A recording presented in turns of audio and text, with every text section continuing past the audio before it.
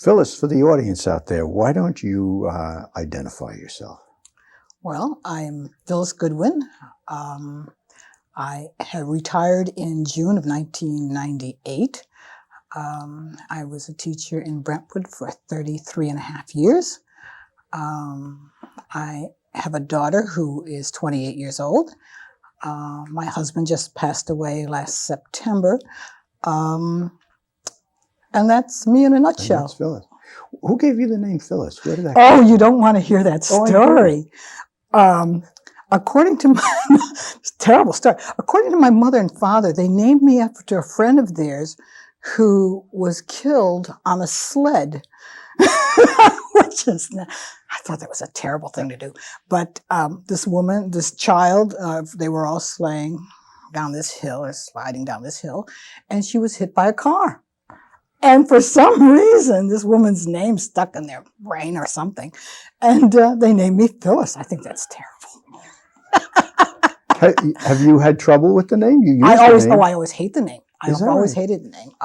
Besides, they also did art songs about Phylis and the new mown hay and stuff like that back in the 15th and 16th century. So there was no good connotation for the name Phylis, except that it meant happy. So, there was no role model in the name. No. Do you have a middle name? Marie. Do you use that at all? No. Officially or unofficially? No, not at all. How about nicknames growing up? Oh, Effie Clinker.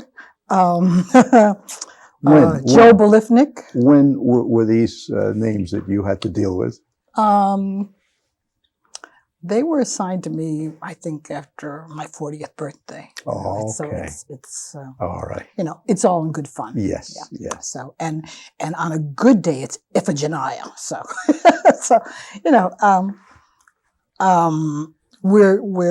we've been known in my family to give people nicknames. So, you just go with the flow.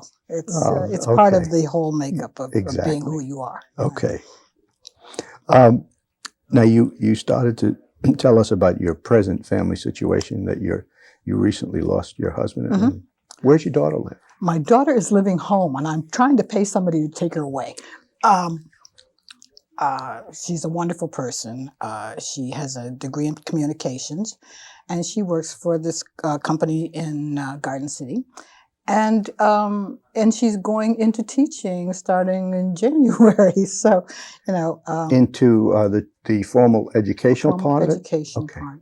She, parents talk till they're blue in the face. Well, you could always become a teacher. And, no, I don't want to do that. Well, P.S., 10 years after the fact, she decides that she wants to be a teacher. So, how great. She's got all this experience to build on now. Oh, and all my friends, are very helpful in giving her lots of good information. And her godmother was a principal in the city school system. So, she's got a lot of good things going for her in that respect. And you mentioned that she went to school in Huntington, right? She went to Walt Whitman High School, yes. Mm-hmm. Phenomenal athlete.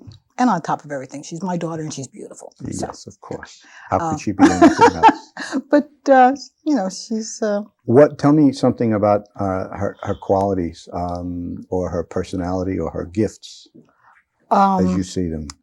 I thought that I taught her to be a real strong individual and, a go-getter. And when she was a child, she was this very gentle soul, and I really despaired that she would, not survive.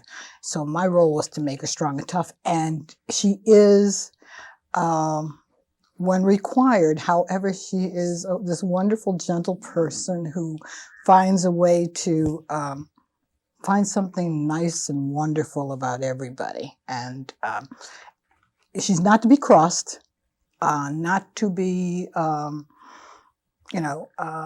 trifled with, because in some respects she is very tough, but she's a super Sounds like gentle the makings person. of a great teacher. I think so. I really think she will be, because she's always, even in elementary and junior high school and high school, teachers always got her to help them with particular students. So I just thought it was a natural inclination and a natural way for her to go, but she... I said, no, I don't want to do that. But Let's talk about Phylis a little bit more. Where were you born, and if you don't mind my asking, when were you born? I was born August 15th, 1942, in Corning, New York. I am the oldest of two children, brought up by a single parent. Not by a single parent. My parents were separated actually when I was about 6 or 7 years old, and my parents never divorced, which was an interesting thing. And my mother just did the best she could. She, at the time that I was little, we had to, because she worked and she was either cleaning houses or cooking for people, our job was to take care of the house. So we did the washing and we did the cooking and the cleaning. And when you say we, that my was sister and your I. sister and you. Okay. And she was 2 years younger than I was. Made us very, very self-sufficient. And when I was 12, I went to work. What was that first job? My first job was cleaning houses at $1 an hour. And that's how I spent my Saturdays. That's how I made my money. We didn't have a lot of money. My mother was one of those people who got along with everybody and knew everybody. And at the time, she had taken a civil service exam and scored very, very high on it, and but couldn't get a job with the Board of Ed. And they eventually had a committee that got together, and they went to the school board and said, "Here's a woman who scored the highest on the test. You must give her a job." But the job they gave her initially was answering the telephone, and she did that. And I think she was. I believe she was the first Black that they had hired who was not working as a custodian or working in the kitchen. And so, she... Now, this would have been in the 60s in or the 50s? 50s? In the 50s. 1950, 55, 57, somewhere in through there. And she did that job for a few years, and then she realized she wasn't being promoted, and she went at them again. And it's a big company town too, isn't it? Yes, the Corning Glass Works. Yes. And that's the other thing that helped. The Houghton family. My grandfather and grandmother he was their chauffeur, and she was their cook, and all the Houghton children used to play with my mother and my aunts and uncles. So they had an in with this family, and they just went to bat for her, as did quite a few other people. And so they put her in charge of being in charge of the purchase orders for the district. And that's what she did until she retired. She retired when she was 57 years old. She always had very poor health, but she just got up and went to work every day. And did you go through the public school system up there? Yes, I did. Yeah. All the way. All the way. I did all the things that I absolutely hate now. I was a cheerleader. That's not me. As a matter of fact, I'm not really a joiner, but I was in every club that went down the pike. If there was a group to join, I was there. So, the Latin club. Oh, and I was also in high school at a time when Sputnik. Yes. And we went to school this one morning, and the next week our whole school was changed. We were all put on an accelerated program in math, reading, and math, science. Yes. And then I changed schools, and because of it, I was like a year and a half ahead of everybody else in my elementary school because I had been in this accelerated program. That was probably 57, right? 57, yes. So that left my senior year for me to do nothing but join every single club that there was. I don't think I spent any time, I don't think I had any classes, if I remember, except band and orchestra, band and chorus, and my music theory classes. I think that was the in your senior year? In my senior year, because I had taken all the... Sounds good to me. But it was an interesting thing. So. How about some of the earliest childhood memories that you can find for us? I remember VJ Day. I think that was the very first thing that I remember. There was a huge family get-together, and my uncles had just come back, some from Japan, some from Europe. And it was an interesting thing. And the thing that I remember specifically was that everybody decided that they had wanted this watermelon for the picnic that day. And my father forgot to bring it. And somebody had taken the car. So my father put me in the bicycle basket, and we rode to the house and got the watermelon. And then they stuffed me down in this basket with the watermelon on top and got me back up the hill to the house. And that's what and the whistles and the sirens going off. And I think that's actually my first. And somebody else. Oh, the other thing that I remember about that time was that Alan Hale, Robert Alda, I'm going to make a mistake here, I'm not sure, sang Donkey Serenade. That was the big song that year. I guess I was destined to be a music teacher. But that I recall as my first real memory. Did you have an imagination as a youngster? Or did you have a dream or a fantasy that you indulged, or were you more of a practical mind? Always very practical. I tended not to dream because I found as a child that whenever I wanted something particularly important to me, if it seemed that if I wanted it too much, I never got it. So I tended not to dream. There were things that I would like for myself, but it's also a matter of survival. You protect yourself from being disappointed, and that's also a very big part of my life, that you don't get disappointed by anything. Well, you were born in the middle of World War II. Did that had to affect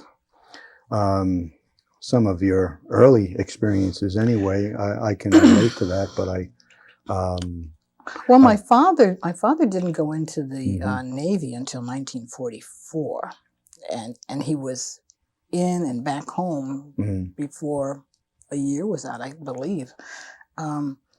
And most of my uncles were not married, so what they were doing was giving their ration books to their sisters, and so that's one of the things I remembered. You mentioned your mom and dad never really divorced. Did they maintain a contact with one another? No, absolutely. No, they never spoke to each other if they could help it. I think I was 42 years old before I ever saw them. No, I guess I did see them occasionally at like graduation or something. I would see them together. But I was 42 years old before they actually spent any time in the same house together. And then, and of course it was at a funeral. And then for the next 6 months, I saw them at other funerals. They never divorced, but they always knew where each other was at any given time. Okay. Like he would call me up and say, "Well, I haven't seen your mother. Where is she? And I haven't heard her big mouth." And I kind of laughed. Yes. I said, "She's in California." Yes. Or she would say, "He's nowhere around. What's happening?" Did you ever meet your grandparents on his side? Yes. Well, I knew my grandfather on my mother's side, Augustine. He was a tall, impressive man who had a cane. He had started out as a coachman and was a gardener, knew tremendous amounts of things about flowers and horses, and always had the most beautiful flowers in his yard. And what would your mother's maiden name have been then? What was his last name? Driggins. And they were kind of like the first black family of our town. My grandfather had 9 children. They had 12 altogether, 9 who survived. And each of them was very talented in some way. And every single one of them was musical. They all played the piano. That's where it comes from. They all played the piano. They all They were all avid tap dancers. A couple of them had. My one uncle ran off and played his trumpet in the circus, and I had another aunt who was a pianist who played for silent movies, and she was good friends with Billie Holiday and Pearl Bailey and Mahalia Jackson, and she stayed on the road forever. She also had 12 children. But You have a large extended family. Very large extended family. But my mother was the next to the youngest, and there was, I believe there was 22 or 23 years difference between the oldest and my mom. Mm-hmm. And then there was one who was 4 years younger than she was. So my stomach keeps growling here. That's all right. We're going to cut that part out and play it for members. No, there's an awful lot of growling going on here. She had a very large family, and I think by the time I was about 10 or 11 years old, I think I had like 53 first cousins. Oh, and whenever we had to get together, there would be this huge group of people, and I kept saying, "There are too many people here. There are too many people." Oh my gosh! And and my whole thing was that. The one thing I did know is that I would not have a large family when I grew up. And one summer I took care of my uncle's 3 children, and one was 11 months, one was going into 2, and one was going into 3. Well, that's the worst possible age group that you could have in children. I said, I'm not having any children. But it was, family is there when you need them. Have you ever been interested in there's a great interest today in genealogy and looking up family histories and I wondered if you had ever given any time to doing that on either side of the family, because you mentioned the interesting people that you had in your family. I did a thing with the Buffalo Soldiers in the Civil War last year, and found this wonderful website, and had discovered that there was, and I can't remember the name, but an A. Driggins, who was a private in this Tennessee unit that was massacred. And he obviously had to have been my grandfather's brother, because my grandfather, all of his brothers had names that started with A. Uh-huh. And so that is the only indication that I've found. However, just recently we've been finding that there are people in Pennsylvania, southeast Pennsylvania, I think is the name of the town. And then there are some in Delaware. So you have done a little bit of a little, not looking. A lot. Yeah. That's probably one of those projects that I'm going to undertake. Now that I'm officially retired. Yes. At least I just decided that the other day, that I'm really retired. I didn't make any plans for the last 4 months of the year, so I guess I am officially retired. What gave your mom pleasure? What did she like? Not much. Not much. Was that because she was a very busy single mom, or was it because of her personality? Probably both. Okay. She outwardly she appeared to be a very, very happy person, and everybody seemed to think she was a very happy person, but she really wasn't. And I guess your life is very hard. You're working and you're trying to do the best you possibly can, and 2 girls can be very, very difficult. And I was very, very strong-willed, so that would be I was obviously a very difficult child, and I spent about the first, my teen years probably not talking to anybody. You're a loner? Yeah, absolutely. And that's not to say that I won't go out and have a good time. It's Of just, course. but I like the ability Were to you a sit down. reader? Oh, tremendous, voracious reader. Do you remember the first book you ever read? Yes. Well, aside from Grimm's and Andersen's fairy tales, the ones with the gory pictures, we had a fire in our house and the book was destroyed, and I was in, I'm trying to remember what the name of the store was. I was in some bookstore, I don't remember, probably Barnes & Noble, and I found a new edition of those same books in red and green with the gruesome pictures, and I bought it up. It's a box set. It's on my bookcase. You know, and you look at those pictures and you wonder how anybody could have ever read any of those stories. They're so horrendous. And the pictures are so gruesome. You'd have nightmares for weeks.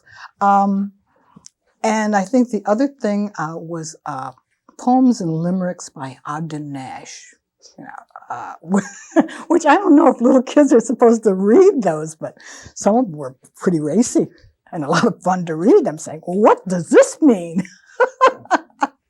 So, you know, I think those are what I remember as being my first books. Is there a family story that you want to relate to us? Something that maybe is a really good story, or something that you remember that we should not move on to another area until we've talked about a character or a memory or an experience that had to do with family that you remember. And I don't want to push here. No. Okay. I don't have any in particular, at least not ones that I can tell. That's okay.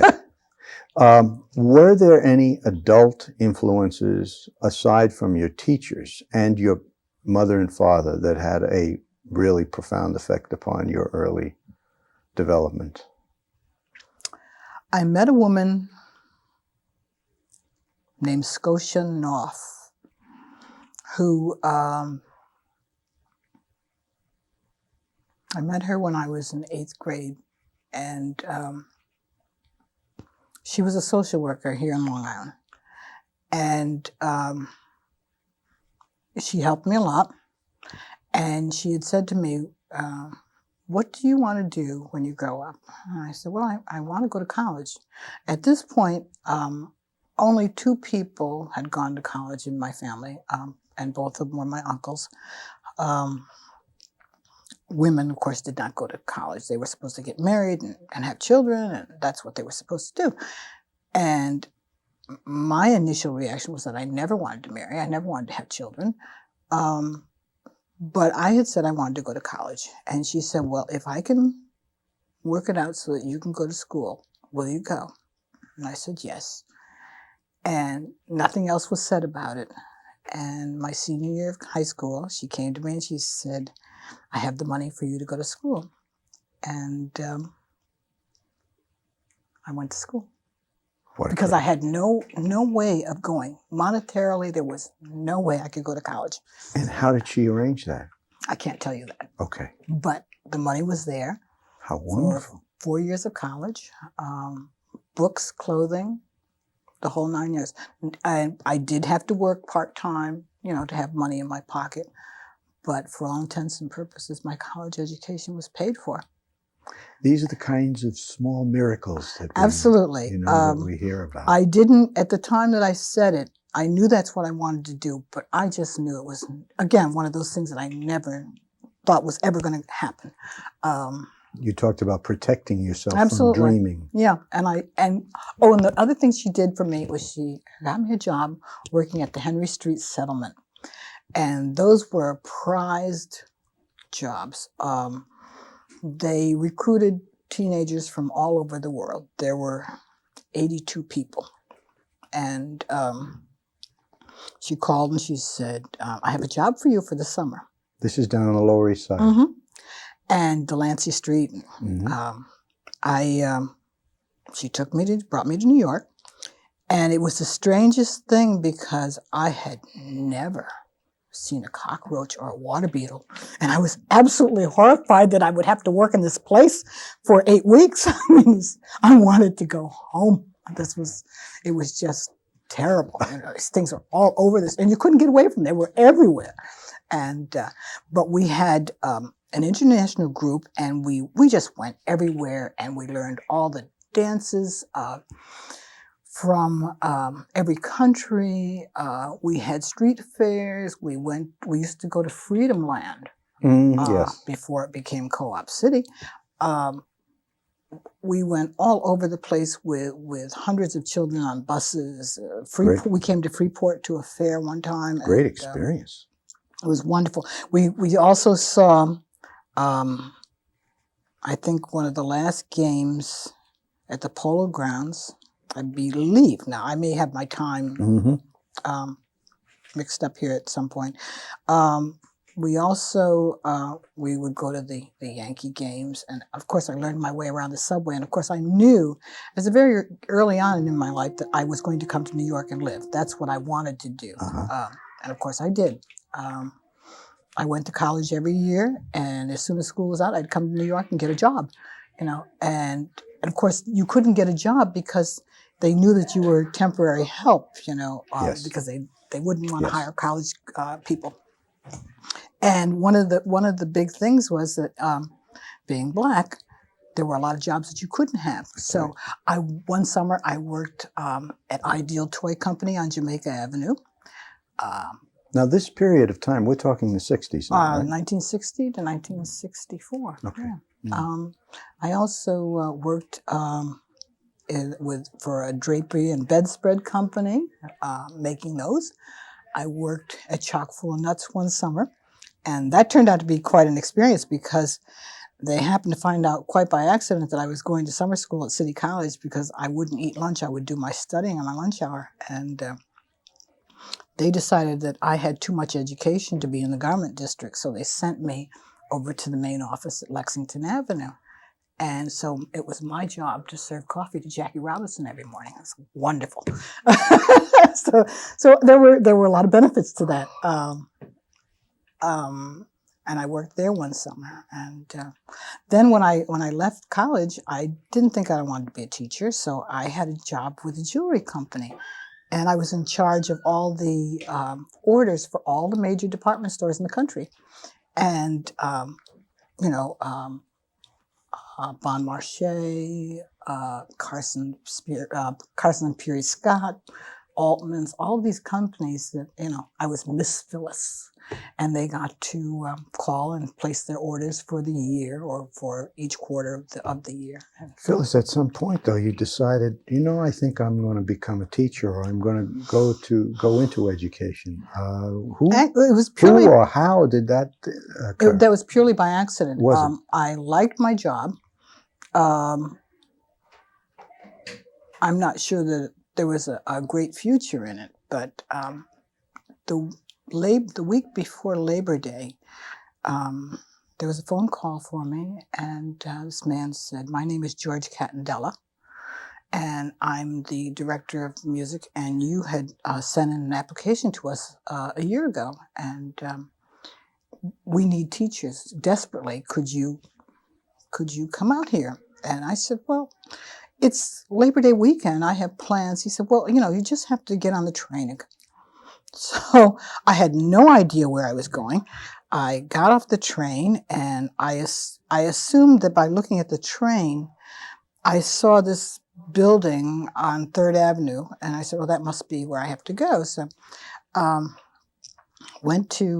off the train. I said, "Well, 3rd Avenue," and they pointed me and told me where the administration building was.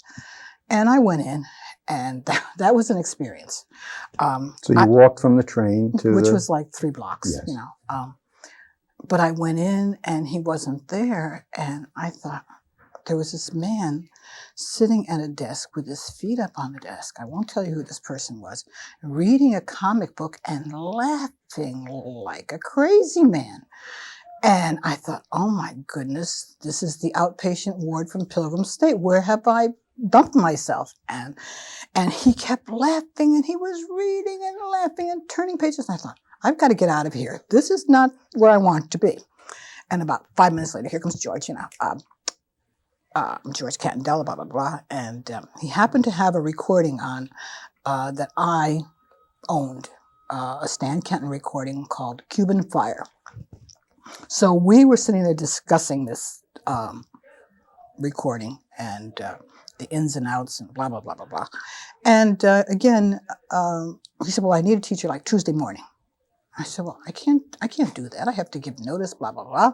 And he's, no, I need you now. And then he turns around and said, and why didn't you teach last year? I said, well, that's none of your business. I thought, well, this is the end of this interview.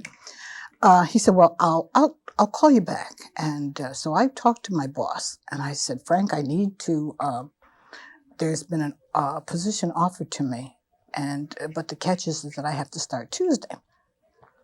He said, well, I think you would be a wonderful teacher. And he said, and that's what you train for. And consequently, I think that's what you should do. He said, I'll just get your sister to take your job. So my sister took my job and I came to Brentwood. And so there I was on Tuesday morning. 1964. And I remember in the Sonderling building, at that time, all of our beginning meetings, everybody came to the Sonderling building and, we all met there. And I was in the lobby filling out my forms and all the paperwork that had to be done so I could start working the next day. And I still didn't have an idea where Village School was. So they kind of pointed me across the field and said, that's where you'll be. And I'm looking at this building. And I think, oh my goodness, this building is so old. It was built in 1939. So I thought it was going to fall down around my head. I walked into this building. I had 7 or 8 classes a day. 7 or 8 classes a day. And we had, elementary music teachers and art teachers do that. We were like the great unwashed. We had, and also I had to put all of my classes together. And then in the middle of the week, I had to go to Southwest School because Southwest Schools was building the new wing or the annex. And so the first grades were on split session. And they gave me 10 first grade classes to teach. And they shared the 5 classes, and then they would share it with another 5 classes in the afternoon. Well, you never saw such fighting and carrying on in your life. Your children stole my children's pencils. They took my crayons. You took my papers. It was horrendous. The worst day of my life for a whole year. But again, lots of good things were happening in Brentwood. First of all, they were hiring like crazy. Everybody, if you could read, write, walk, and chew gum at the same time, you could get a job. They were that desperate for teachers. I was in the building 3 years before I got a classroom. And I came in and I had a room that might have been as big as a stage with classes like 35, 36, 37 children and wall-to-wall children. I had that room for about 2 years, and then all of a sudden, one day I come in, and my room is gone. I don't even remember what they did with the room. I think it became a classroom, if I remember correctly. But I just walked in, and everything I owned was stuck on the stage. I had no classroom. So where did you do your teaching? Oh, well, you were back to being an itinerant? Back on the carrying my stuff up and down the stairs. And that was an interesting thing because Village School, of course, was the only school that had, at that point, except for Southwest and North and Northeast, everything was on one level. And I'm carrying things up and downstairs, and I think, and that's the other thing. When I came to Brentwood, one of the questions I asked was, do you have a weight requirement? I had applied for a job in the New York City school system, and when I went to get the form, this man looked at me and he laughed. He kept laughing. I said, what's the problem? He looked at me and said, how much do you weigh? I weigh 85 pounds. And he just kept laughing. I said, what's so funny? He said, do you know there's a weight requirement? You had to weigh 110 pounds. I didn't weigh 110 pounds. I said, I may be small, but I'm tough. And I can do the job. Doesn't matter. And they would not. They said, when you weigh 110 pounds, you come back and apply for a job. And I remember being devastated. Well, P.S. I've now become two people. So, see, working in Brentwood, that's what happens to you. You just keep getting bigger and bigger and bigger. So I'm now two people. So I don't know whether I could. Anyway, they did away with the weight requirement thing. But one of my friends was overweight. And in order for her to get tenure, she had to lose the weight. And she lost the weight, and then as soon as she got tenure, she put the weight back on. She said, "This is totally unhealthy," and and she went on to become a principal in the city school system. So, but there was no requirement out here, though. No. I think they just wanted to be sure that you were breathing. That's right. Yes. Was George Catandella the only person who you were interviewed by for the position? Yeah. Here? Yeah, Okay. it was like an hour's interview and back on the train and into the school the next day. I never even met the principal until I showed up on the doorstep saying, "I'm your music teacher." Okay. Oh, yeah? Who said? You had heard nothing about Brentwood beforehand then? You had no pre-impressions or no... No, the only thing I knew is that a few people from my town had come down for interviews at Pilgrim State. I see. That was the only thing I knew about Brentwood. Yeah, our claim to fame in yes, those days. Absolutely. It was the biggest state hospital, and that was where people came to Long Island to get jobs because the pay scale was so much better than everywhere else. I remember my mother wanting me to get a job in Corning, and Corning was paying $900 less than Brentwood. They were paying $4,600, and I started at $5,700. Everybody wanted to come. Long Island was the place to go if you wanted a job. Yeah. Musically, it was the best place to be, too. Yes. That's where all the really good jobs were, especially in Baldwin and as I recall, Long Beach. Back in those days, too, Brentwood had an exemplary music program. Yes, we did. We really did. Our Green Machine was incredible. They were all over the place. They were going to Florida. They marched in at inaugural parade. And of course, do very well in the Newsday competition that they have every year. So it was. Now, who are some of the people that you worked with in those first couple of years, either in your department or in the building, some of the buildings? George was there. Beulah Vincent. Trying to remember everybody. See what happens when you become a dinosaur.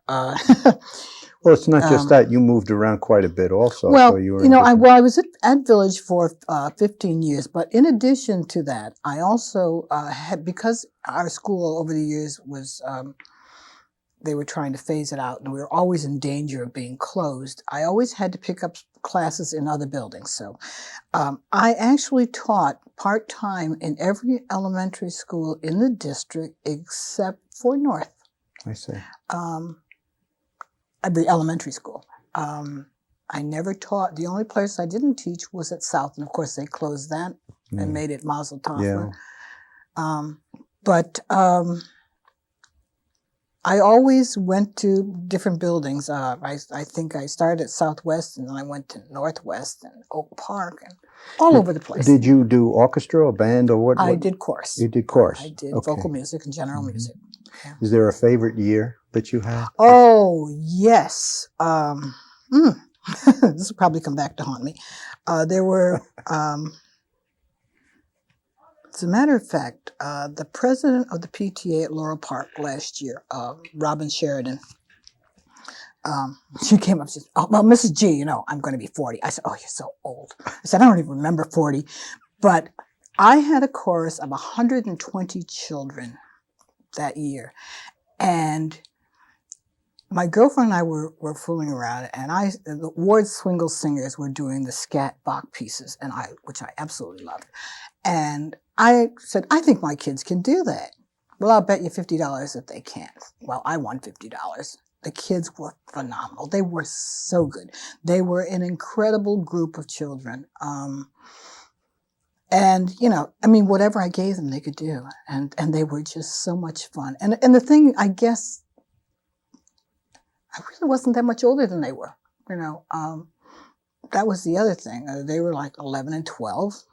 And, you know, I'm all like 23, you know. So there wasn't a lot of...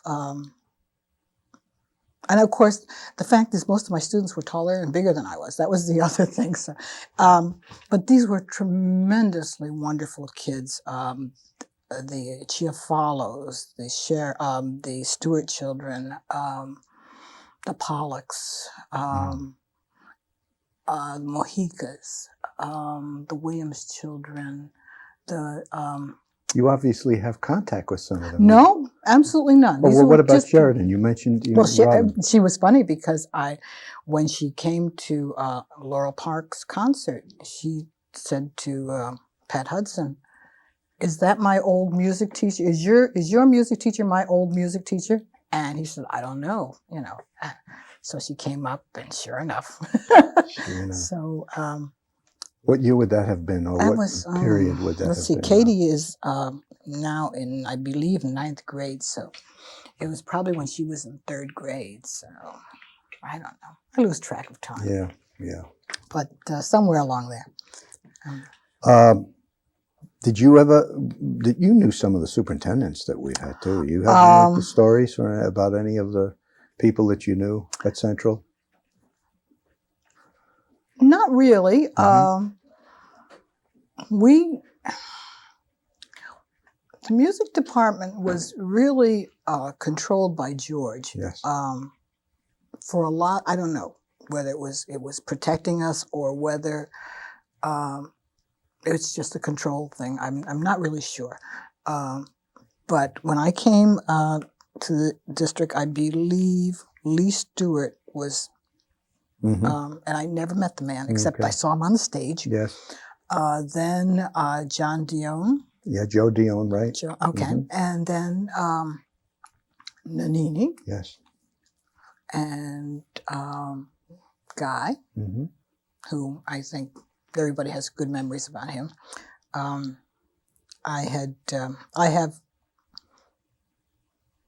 I was working with the union a lot at that point in my life, and can you hold on with that? Don't lose the thought, because I want to come back to it. But what I would like to ask you before we talk about that is a question that, as you know, I've asked other people, and I would like to get your reaction to it. You always had a job description, but you had your own reason or purpose for coming back to the classroom year after year and doing what you were doing. How would you have defined your reason? I guess my main reason was that I had an incredible love of music, and I guess I constantly heard music in my head at all the time.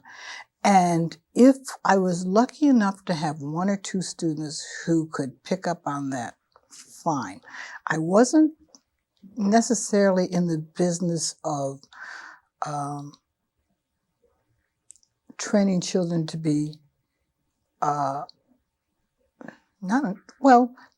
have a sense of musicality, but not necessarily that they become professional musicians or really good musicians. I guess because my biggest love was the history of music and choral music, and you're carrying your instrument with you all the time. Yes. So that basically, I think, is what kept me there. And I know for a fact that the idea of putting on a concert twice a year was the most important thing to me. The other stuff was okay. I have to do that, but I really want to do the choral part and showcasing. Yeah, right.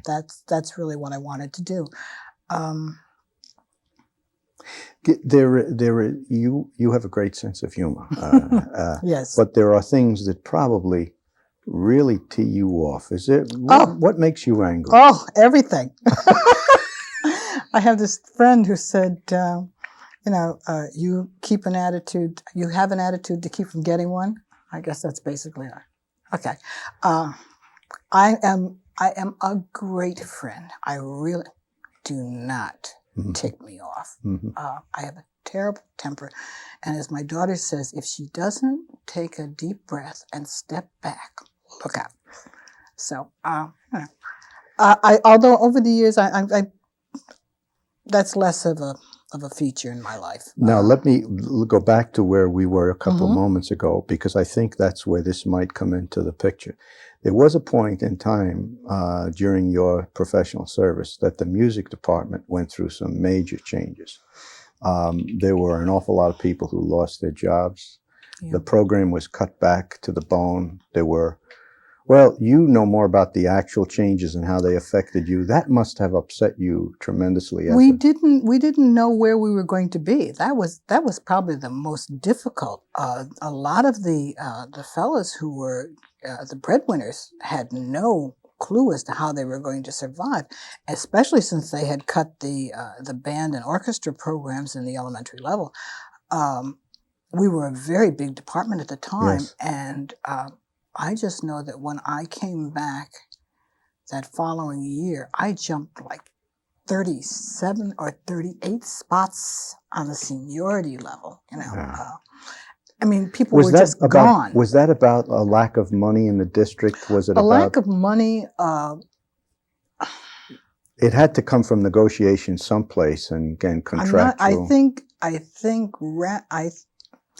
would assume, and this is probably hindsight, that in order to preserve the department, that there had to be cuts made, and you did the least amount of damage that you could. The interesting thing about cutting the band and orchestra from the elementary level was that when your children went to the middle school and they had that first chance to take an instrument, they were so primed to be successful at it that I think that was what made Brentwood's department, or band and orchestra, so good at the time, because there was you lost out on 4 or 5 good years of training, and so consequently it was a matter of the kids really wanting to work and be successful at this. They lost out compared to other school districts. They were really behind. But because they were older, they also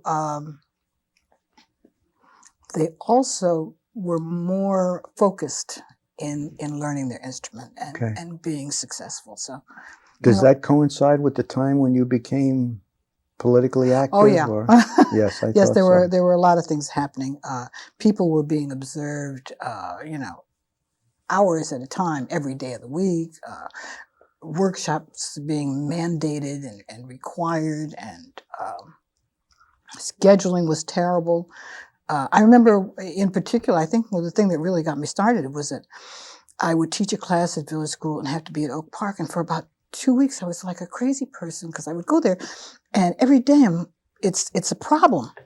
And then it finally dawned on me, they had me finishing a class when I was supposed to start the class at the next building. So then I found out that there was a problem with the clocks. So the clocks weren't synchronized. So I ended up, making sure that the clocks in all the buildings were coordinated. So at least I could run in the door, take a deep breath, and then go to my class. But well, what did you do? Did you become? You were a member of BTA at that time, but yes. Did you become active in the organization at that point? Or well, I was a chief delegate for a few years, and somebody asked me would I be willing to run as secretary, and I said sure, why not? I mean, how bad could it be? You just take some notes. And well, it was the hardest working year of my life, 2 years of my life. I was always in meetings. I think at one point I sat down and counted that I had 18 cups of coffee and about 5,000 chocolate chip Entenmann cookies. But there were a lot of things that, because special area teachers were getting short shrift in terms of scheduling, we didn't necessarily have prep times. We were never given prep times originally. But we were given cafeteria duty, playground duty, lunch duty, all these things, but we weren't given time to prepare. Or, you would teach 5 or 6 classes and then lunchtime and you do whatever, and hall duty or whatever. And then you're back to your 3 classes that were left in the day. I said, at some point, we have to have the ability to have a prep time just as classroom teachers are. So I went out and I made it a point to see every elementary music teacher. And and I had meetings with them. What do you think you need in terms of the contract? What's missing from your scheduling? And so, I worked very hard on that, and we were successful in getting it into the contract. We were also successful in getting pay for people who chaperone. Was this while Guy was on the negotiation team, or is this? No, this was after. After. Yeah. Okay, so he was already superintendent at this point. Yes. Okay. So there were a lot of. I just spent a lot of time talking to people about what they felt needed to be done, and worked very hard at it. Were you ever afraid to come to work? I've asked people that question. Not until about 3 years ago. And I'm a pretty formidable person. And, again, I think I can hold my own.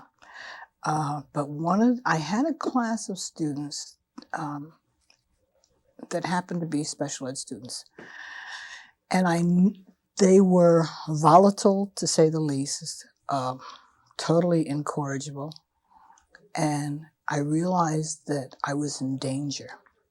And the only reason I came to that was that I had a table here, my keyboard here, something else here, and my desk behind me. Yeah. And I literally barricaded myself from these students, and this was not the way I wanted to work. And it happened, and I knew something terrible was going to happen. And I had a phone call, and I had to leave school right away, a family emergency. And they got a substitute teacher, and this was a person who was very tiny, and they ganged up on her and backed her into the corner. And, they had to get security to come and get her out of the classroom. And, and of course I came back and I said, I really don't know where to go with you at this point. I'm disappointed. Nothing seems to work. I said, and obviously you're not here to learn. There's nothing you want to do so I'll work with the children who want to work. And the child who was probably the biggest instigator just stood and she looked at me for a minute and she said, "We're really that bad?" I said, "I can't even tell you how bad. I don't even know where to start." So she came over and she sat down, and I didn't have any trouble with the class after that. I was out for about a week at that point, and they were fine for me for the rest of the year, but they really were capable of all kinds of terrible things. But you got them. You got them back. I got most of them back. The ones that I didn't get back, continued to have problems throughout the year. I mean, and this was in April. In April, So, what of all the things that you've done, and forgive me if this is an unfair question, but I'm going to ask it anyway. Is there some accomplishment that you were the most proud of, or you felt a greater sense of satisfaction in having accomplished? I once did a concert called I Hear a Drum, and we gave it over at Village, 1976. And I gave my students carte blanche. You could dress in any way that you thought was symbolic of life in America. And I remember what my favorite student, Harry Brooks. Harry came in cut-off jeans, no shirt, and wrapped up in chains. Bright, I don't know where he got these chains. Bright gold chains draped all over, and shackles on his feet. And, some were doing the colonial, little bonnet, aprons.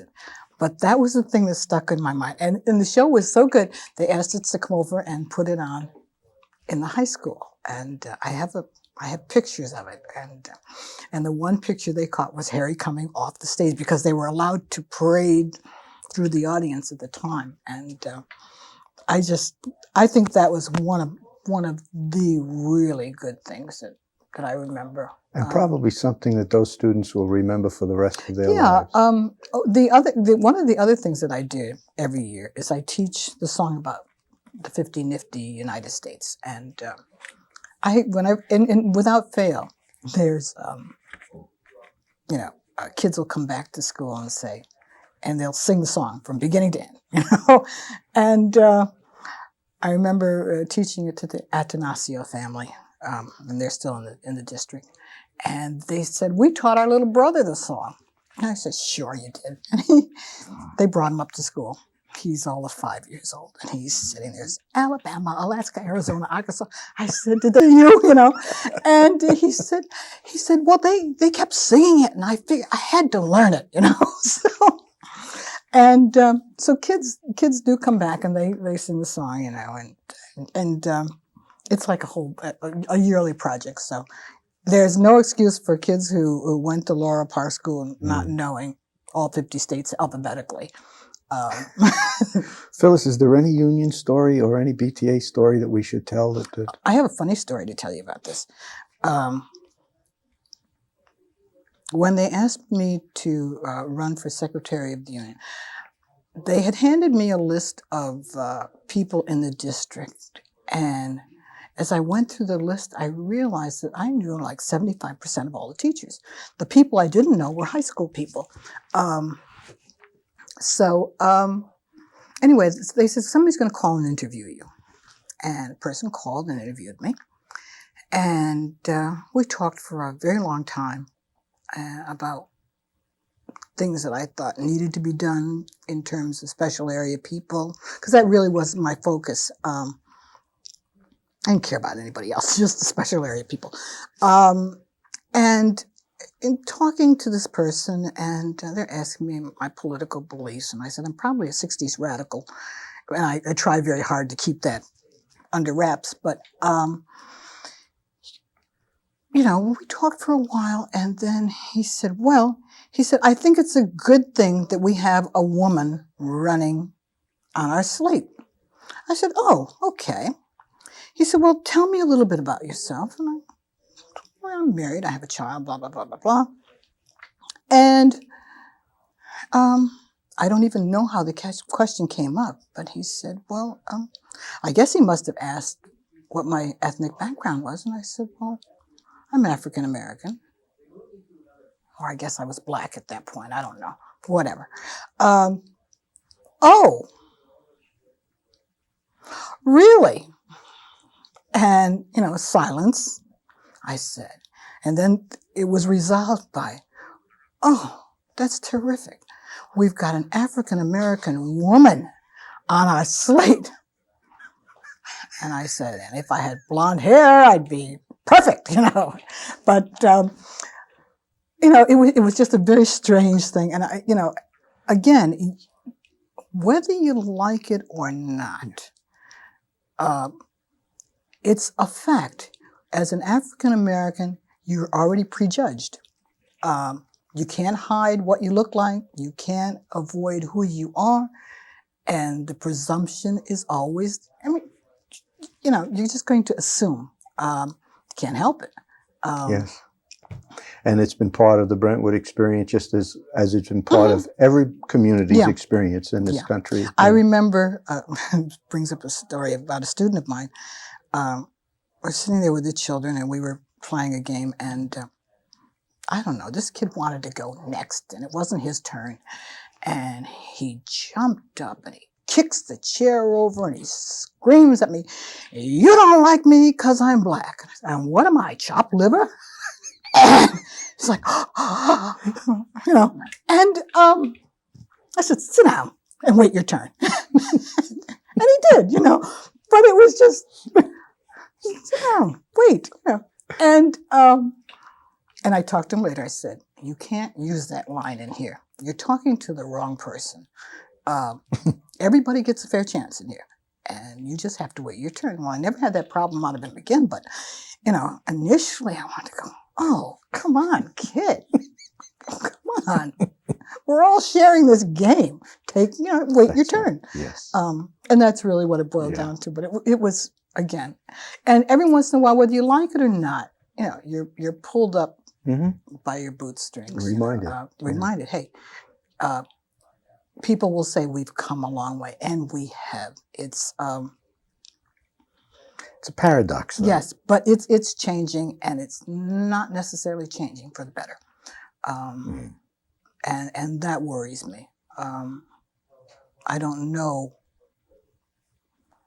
what we could expect. Yeah. But you try to do the best you can, and is there anything that you wish you could have done differently? Speaking about doing the best you can, is there sure, something... I've been an administrator. Is that right? Yes. No, not really? at all. No. Okay. No, not at all. Okay. That's not. Yes. Somebody had said to me very early on in my teaching, "They'll always have the Indians. It's the chiefs that change." That's true. Yes. When did you decide, or what made you decide that it was time for you to retire? I saw first grade children who I can't even tell you. They were just the most difficult children I had ever seen. And I wasn't teaching them. That was the other thing.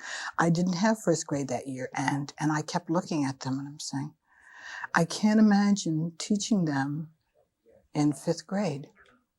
I mean, I had already projected what was going to happen to them. And basically, children are what they're going to be by the time they finish second grade. That doesn't change. Basically, what they are is what they will be as adults.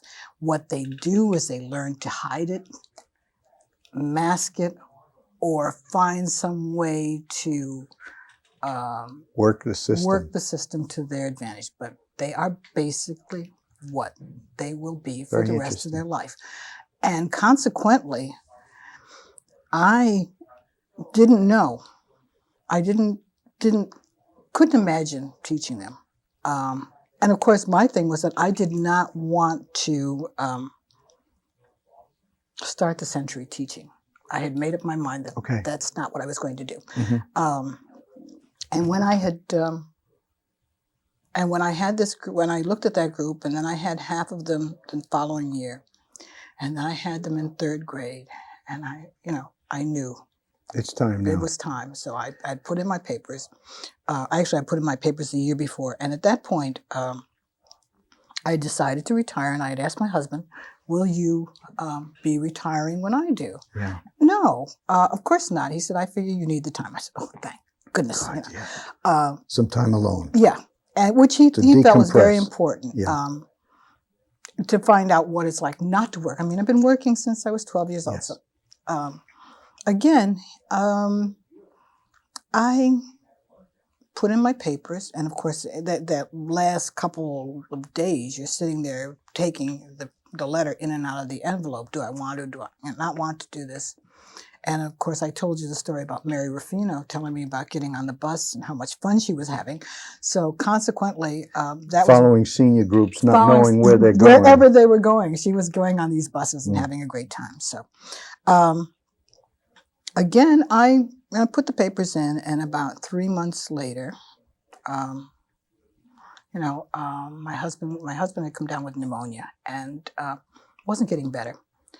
And in between this time, I had signed up to take these courses in medical transcription. So I'm certified to be a medical transcriptionist because at one point I wanted to go to med school, and I couldn't be guaranteed a spot even after I finished my 18 credits that were required for me to get into Stony Brook. They would not guarantee me a spot. I thought, well, that's kind of a big load to take on. So I took the medical transcription program, and so I knew, well, and I've been a caretaker in my family for almost 20 years. So that I have a pretty good working knowledge of what happens medically with people. And he wasn't getting better. And then one night he stopped breathing, and I did CPR on him. I said, we have to find out what's happening here. And so I sent him back to the doctor, and this was also the same day that I was telling you about the special ed class. And she called and said, you have to come and put him in the hospital. And at that point, he was probably dying. And I got him to the hospital, and he couldn't step on the scale. And I said, oh, he's giving up here. And so I put him on the scale. And he was so ill at that point that they could not transport him to the city, to Sloan Kettering. And I'd had cancer 20 years ago. And I knew all the doctors there. And so I got the same doctors to take care of him. And they gave him, they said he would last 2 years. And of course, he never looked sick, never looked ill. He looked fine. He was probably the best looking dying man that walked on Long Island. And we also have a sense of humor about how we deal with things. Humor is how we deal with everything, I guess. And it probably drives other people crazy. But we had time to put everything together and at a proper perspective, and did the best we could. I became the person who, he was always very up, to the point where he would never say there was anything wrong with him. What kind of cancer did he have? He had a disease called multiple myeloma, which attacks the blood and depletes the bones of calcium. And it's a type of leukemia. And it's always fatal. You can have it for years and years and years and years, and never really be too bad. But he was a person who had never been sick a day in his life, so he consequently ended up having all kinds of chemotherapy. And of course, he made him crazy at the hospital because he wouldn't give up smoking. Now, the kind of cancer he had did not affect his lungs, so he would take his little gurney and his little Christmas tree thing and go out onto the patio and have a cigarette, walk 5 miles, come back in. And they were always looking for him, And finally, so they decided, instead of looking for him, that they would try a portable chemotherapy pump on him. So he was a test case for that. Mm-hmm. And he did stem cell transplantation. And but so my job was to come in and say, even though he's saying this, and this is okay, this, and this happened, and finally the last week of his life, he was in the hospital, and they were doing apheresis on him, and he said, I have to go home, and I have to you have to wash my shirt. I have to talk to the cat. You have to fix me the liver, and I want to sit and watch television. I said, okay. And then I went out to see the doctor, and I said, when you're finished with him, I'm taking him home, and he's starting hospice. And this was 6 months before they expected to have any problems with him. And the doctor looked at me, and he said, you're ready, and we're not. And I said, well, you have to get ready. I mean, you told me this 2 years ago. I said, but he's not going to be here long. And he knows it. And he knows it. I've known it right along. So we came home Thursday. On Friday, the hospice people started. And on Saturday, he was in a coma. And on Sunday morning, he was dead. And as a joke, again, a par for having a crazy sense of humor, I said he probably died because he couldn't have faced spending the rest of his life with me home nagging at him. Oh.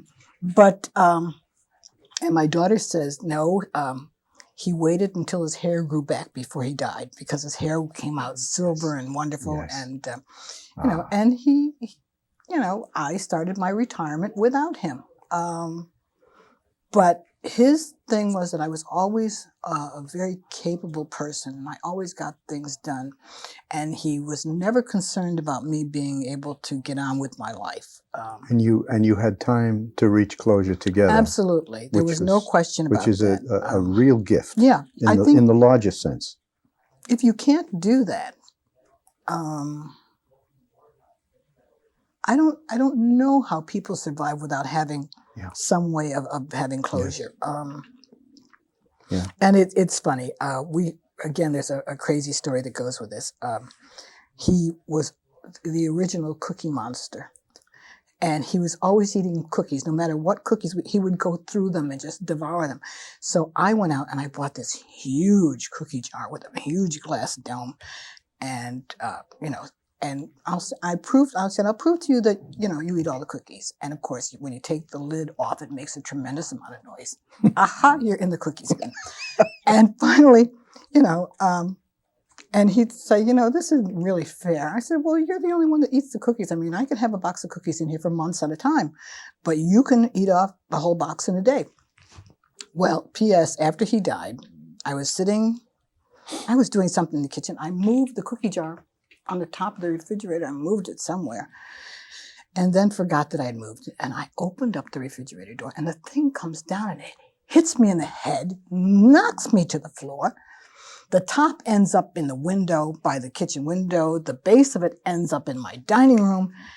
And this thing is about this big. And I'm on the floor, semi-conscious. So my friends were all telling me that it was just him reminding me to stay out of the cookie jar or whatever. But, one of the things that he said to me is, most of my friends were away on the R.O.B.S trip to Spain last year. And he said to me, well, when you have this funeral, make sure you have it at night. He said, that way, nobody will hang around. You don't have to entertain anybody, and it'll be over and done with in a hurry. And I thought, what is he saying? But he was absolutely right. So we had a funeral, and we had afternoon services, and we had evening service, and done, finished, And people were saying, well, is this it? Well, yeah. That's it. You've said your goodbyes. You paid your respect. What more do you want?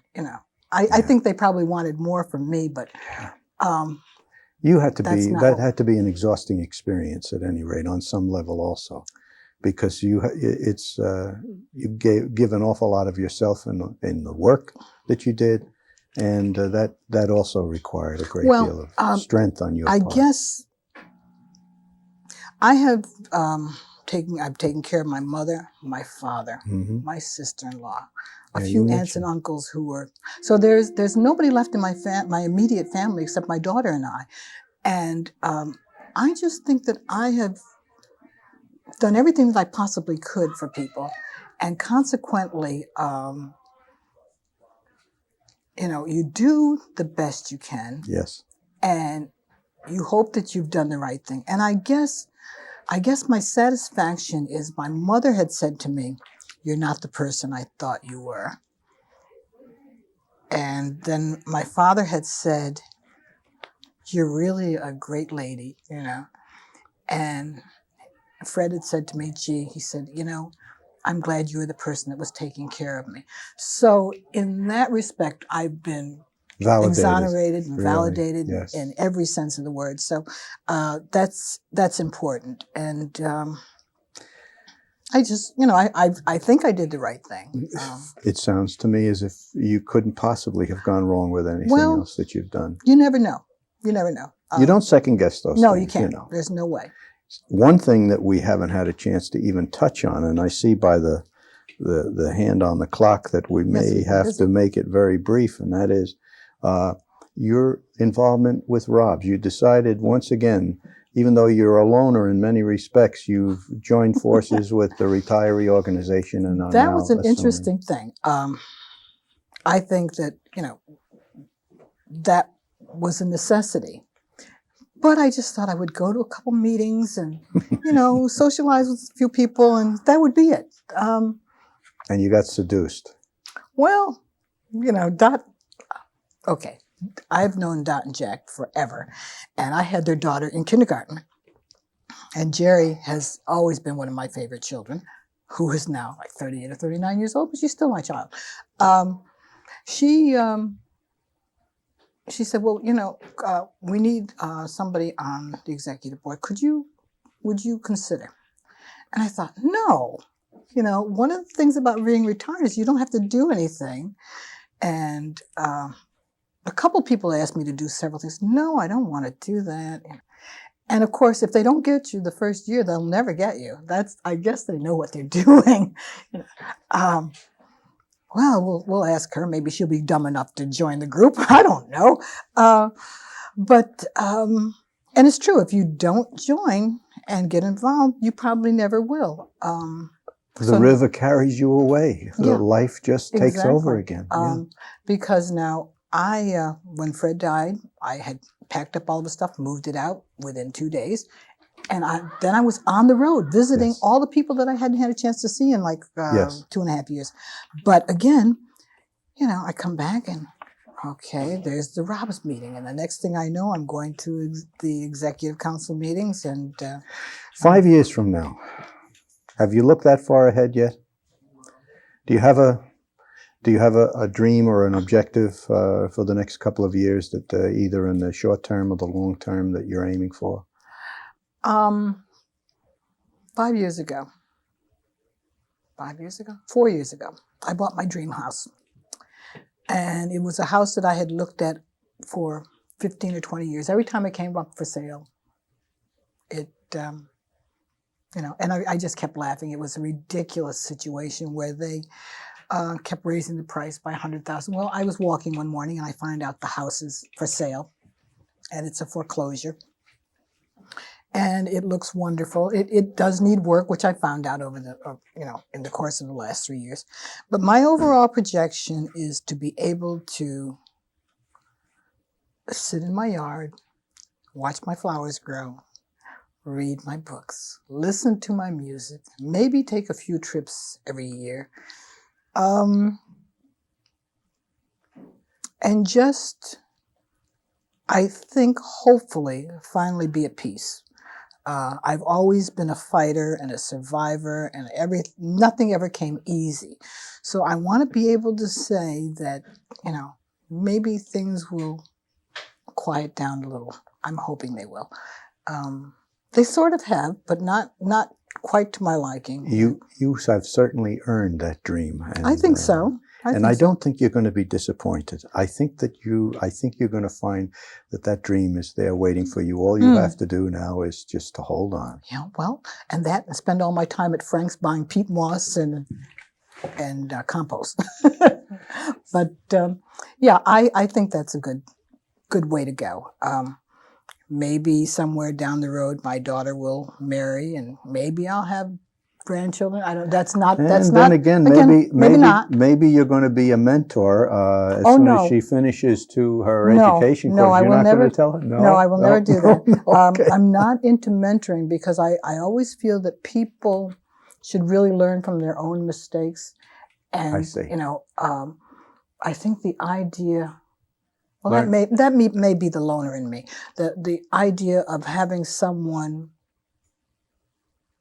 in the background, kind of watching what you're doing, and experience is the ultimate teacher. I absolutely believe that.